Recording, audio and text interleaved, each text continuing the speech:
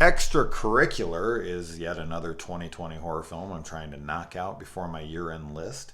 And this is about a group of four kids who are murdering people, and we follow them around. It's basically a Scream from the killer's perspective.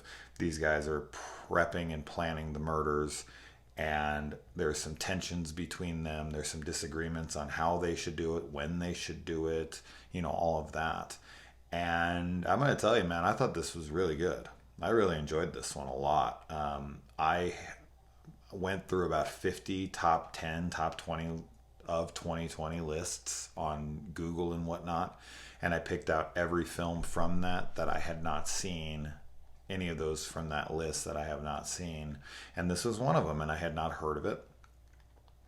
And I was quite surprised by this.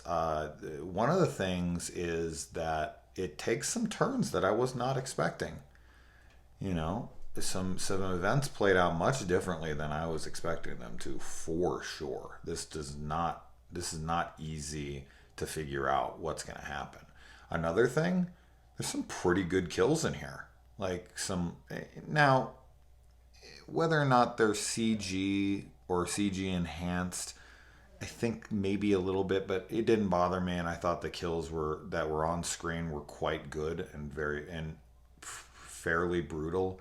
And the film can also be fairly mean-spirited, but it's not one note.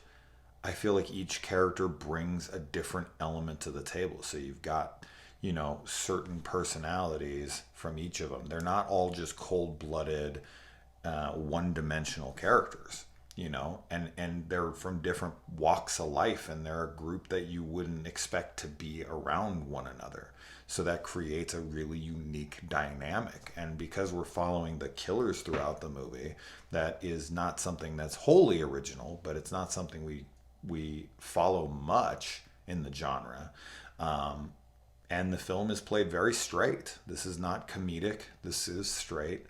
And a lot of good drama is created from the tensions between the characters.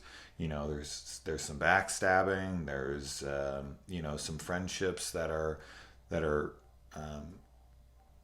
causing drama because of allegiances. And there's people who are just straight up psychotic.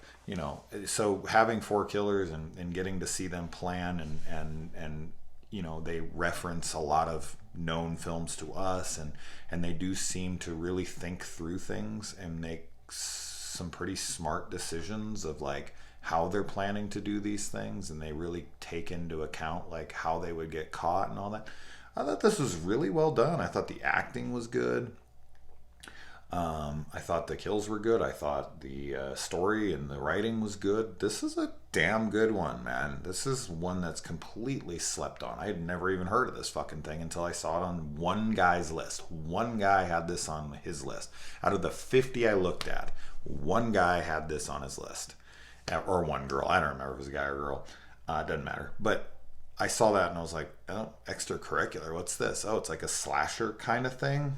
Okay, I'll throw it on. Found it, rented it, and really pleasantly surprised by this one. So absolutely check this one out if you're a fan of that, from the killer's perspective. These are high school students, and one of their parents has some drama within here, and the way this all ends was pretty surprising and kind of devastating and fucked up. And I quite liked this a lot.